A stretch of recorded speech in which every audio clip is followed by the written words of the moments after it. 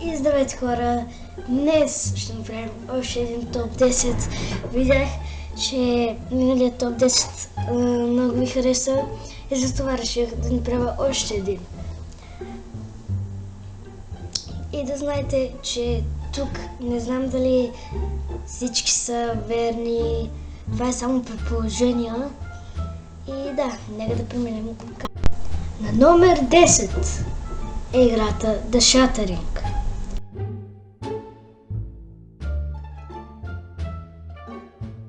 The Shattering ще е хорор игра.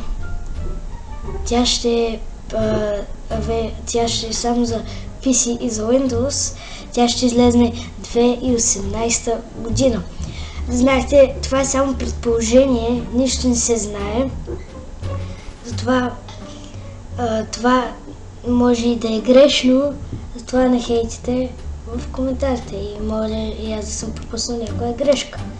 Затова The Shattering, тя ще е психологична хорор игра. На номер 9 е играта Visage.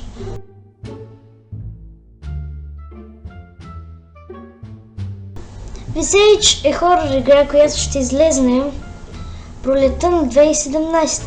Тя ще е само за PC и за Mac.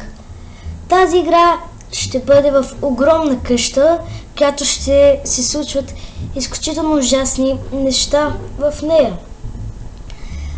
Ти трябва да откриваш различни стаи, които в тези стаи има лабиринти, пъзели и много различни неща.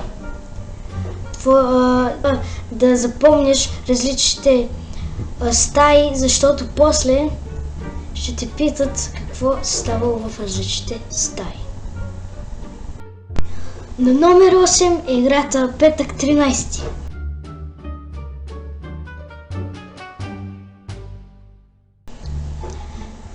Според мен Петък 13 ще е голям хит, защото аз съм голям фен на Петък 13 и доста хора са големи фенове на Петък 13.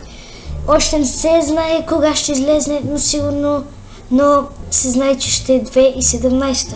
Сигурно лятото, може и зимата. Тя ще е за компютър, за PlayStation 4 и за Xbox 1. Петък 13 ще е игра, която е third person и тя ще е мултиплеер. Тя само един човек ще контролира този, който ще убие другите 7 човека, т.е. убиеца, и е нова с 7 игра, т.е. убиеца един и другите 7 играча трябва да опитат да оцелеят.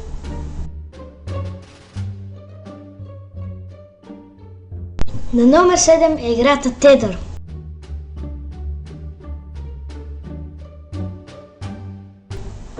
Tether ще излезне на 01.09.2017. Тя е хорор игра и ще е само за компютър и Windows. Ти играеш като Лезли Хейс, биологист Лезли Хейс, който работи за UEF. Ти трябва да изследваш космоса и Марс. На 6-то място е играта Days Gone.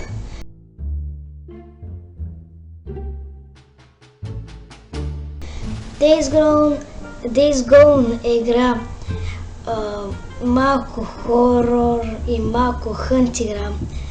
Повече хънт. И тя е пролет.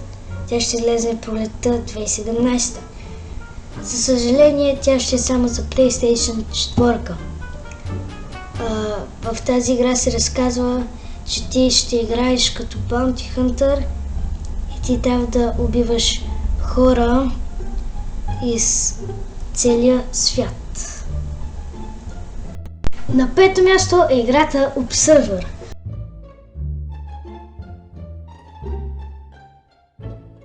Observer е хорор игра, която ще излезе 2017, но още не се знае кога.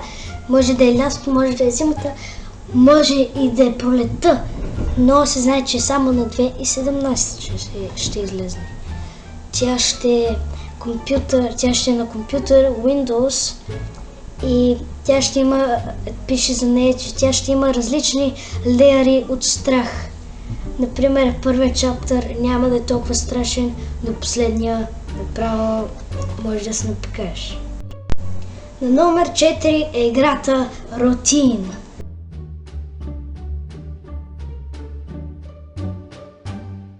Routine ще излезне 2017 март. Сега сме март, но още не е излязла, знам, но сигурно ще излезне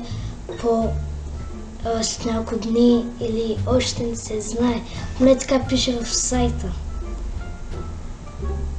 Тя ще е само за компютър, Windows и за PlayStation 4.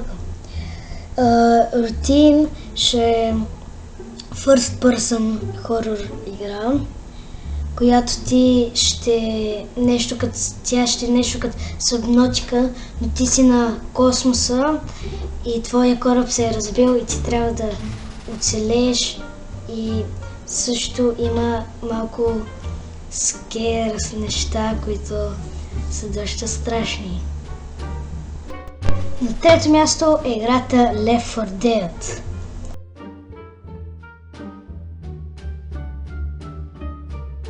Left 4 Dead, нали знаете, тя е хорор игра и още не се знае кога ще излезне, още няма новини, но ще само за компютър, Windows, Xbox 1 и PlayStation 4. Още няма никакви новини за играта, затова не може да кажем нищо и според мен ще е голям хит когато излезне, защото моите приятели и аз сме доста големи фенове на Left 4 Dead. Номер 2 е играта System Shock.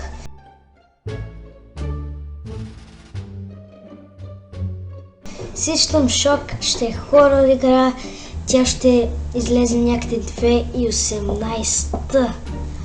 Тя ще е само за компютър Windows.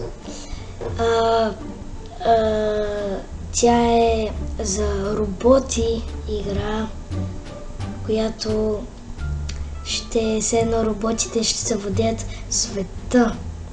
И още няма много новини, защото ще излезе на 2018, но се знае, че ще има роботи, които ще завладеят света. Сега на големия номер 1 съм сложил играта Outlast 2.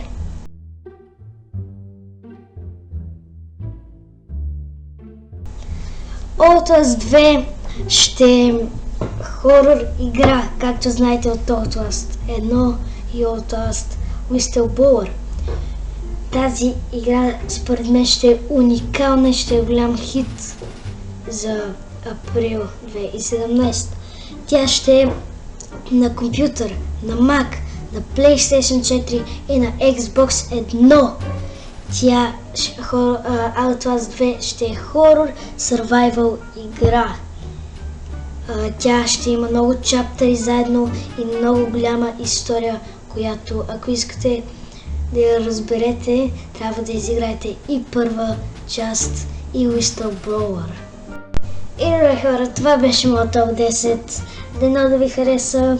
Това бяха топ 10 идващи хорор игри. Но да ви хареса, ако ви хареса, ударете този лайк бутон и се абонирайте, ако сте нови. Чао, чао!